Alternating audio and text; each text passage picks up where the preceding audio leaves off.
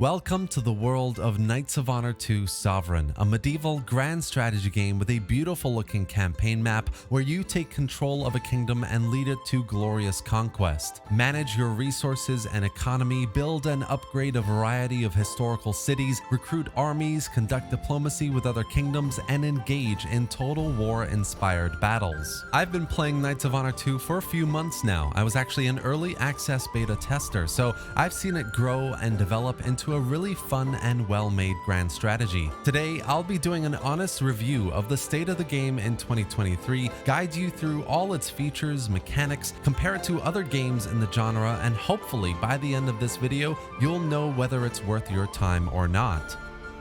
Released in December 2022, Knights of Honor 2 Sovereign is essentially Crusader Kings meets Total War. In the campaign, there are a variety of mechanics that you engage with to manage your kingdom, to take care of domestic interests and international influence, and from diplomacy to spy networks to waging war, there are loads of ways to progress in your conquest to become Emperor of the world. There are 3 eras to choose from, including 1100, 1224, or 1360 AD, each with their own selection of factions with unique starting positions, economic and diplomatic circumstances, and most importantly, there's a nice amount of customization available here, which I find really useful. You can choose victory conditions and the size of all starting kingdoms. You can edit how rulers age or how much gold you have. This might not seem like very much compared to other games, but it translates over to multiplayer as well, which is really nice of the devs to implement. Jumping into your campaign, the first thing you'll notice is there are a lot of panels and buttons and numbers and faces.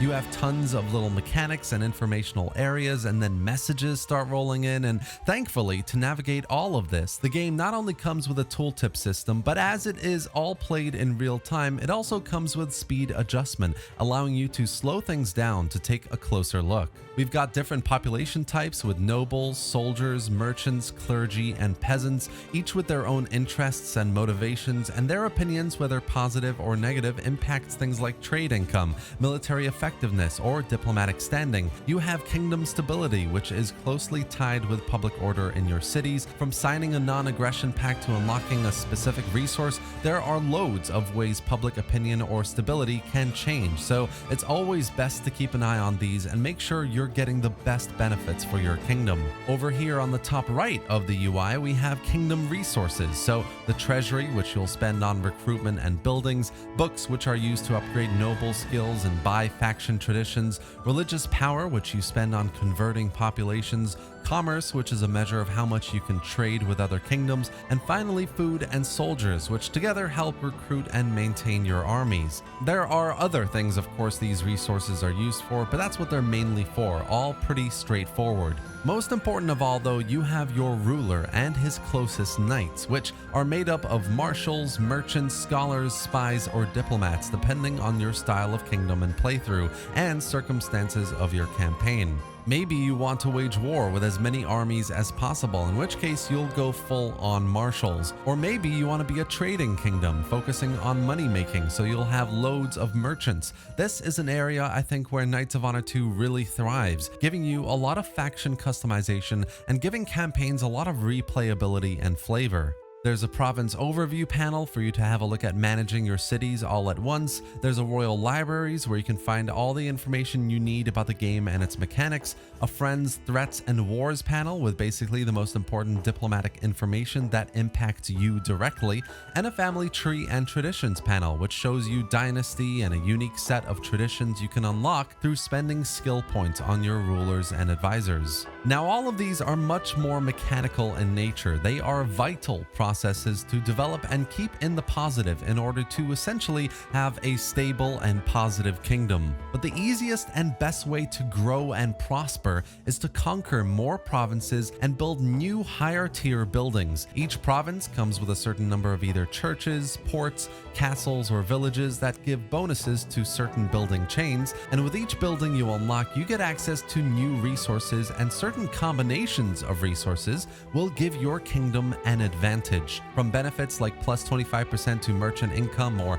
plus 1,000 book capacity, or plus 30% population growth across your cities, getting a kingdom advantage can be a huge game changer, and unlocking all of them is actually one of the ways to winning your campaign. So the real strategy here in playing Knights of Honor 2 is essentially to plan your style of play, commerce versus intrigue versus straight up conquering, and in line with that style, figuring out the best provinces to gain ownership over, to unlock new resources, and to become the biggest, most powerful empire in medieval Europe. That's easier said than done, of course, depending on the faction you choose, but if you manage to do it, you'll be ranked as a major power with influence over other kingdoms, who will either hate you because they're jealous or admire you because they're scared of your power and military might. Become big enough and you can even claim victory by trying to become the emperor of the world. Now, this will trigger a vote among these major factions, and if you win, that's great, but if you don't get enough votes, you start a mini world war, so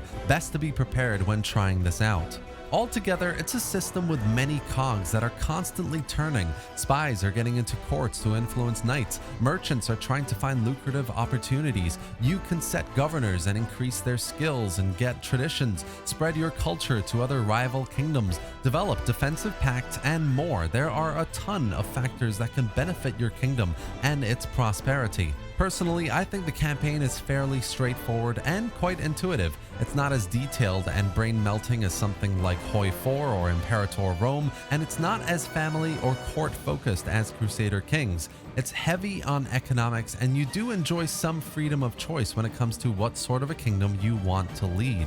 There are tons of positives here. It's polished, bug-free, it's got nice music, it's nice to look at, you can play multiplayer with up to 6 players. It's honestly so much fun. Generally, mechanics, the AI, everything works pretty well. But that being said, Knights of Honor 2 is definitely not without some issues and design flaws, and some of them are extremely annoying.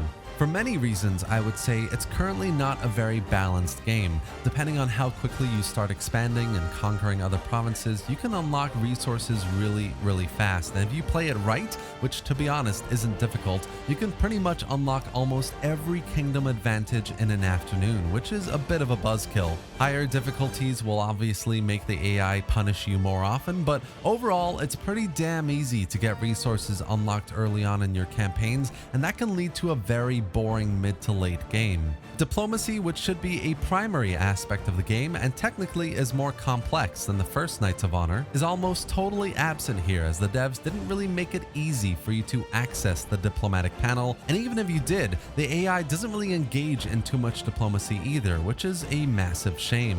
Waging war, which is the biggest complaint among players, is lazy and absolutely annoying.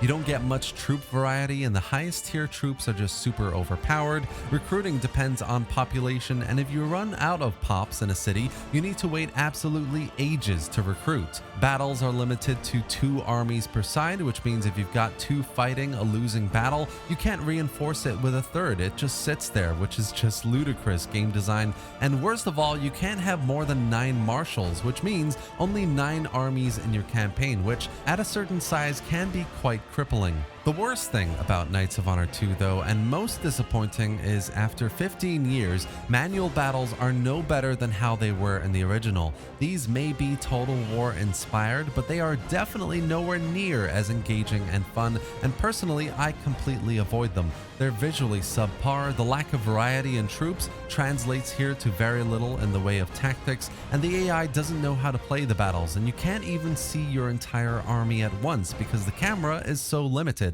So in every way possible, unfortunately, battles are a major disappointment. And these are only a few of the issues that I've mentioned in the game. There are others as well, but the good news here is the modding support, and there are mods currently available and in development that do fix a lot of these problems, and THQ Nordic are really invested in growing modding capabilities so that things like more customization, new eras, new mechanics, new everything can eventually be implemented in the game, which is a really amazing thing. Overall, weighing all the positives and the negatives I've just discussed here, among the major titles of the grand strategy genre, especially those with historical settings, I would personally say Knights of Honor 2 is worth buying and playing. The economy system, the knights, unlocking resources, building an empire is actually really fun, especially if you're playing in a 6-player co-op campaign. Does it have issues? Sure, but every title does. What every title doesn't have is developers who are listening to their community feedback and doing the best they can to improve their game, which Knights of Honor 2 definitely does. And over time, some, if not hopefully all of the issues I've mentioned here and issues I haven't mentioned will get looked at and fixed as well. This game may not be as intricately detailed as a Paradox game or have the most visually stunning and engaging battles as in Total War, and to be honest, it doesn't deserve to be compared to those titles. Knights of Honor 2 is its own game with its own approach to grand strategy that I think THQ Nordic should be proud of, and that I think any player could easily pick up and enjoy. And that's it for today, guys. Knights of Honor 2 is neither a perfect nor a bad game, and today I've done my best to give you a fair and honest review of its features, the gameplay, and why I think it's a grand strategy game worth playing. I really hope you enjoyed this video and found it informative. If you did, do give it a like and drop any thoughts or questions in the comment section below, and let me know what you think about Knights of Honor 2 Sovereign. Subscribe to the channel for more strategy game content and reviews just like this, and thanks for watching, guys. I'll see you next time.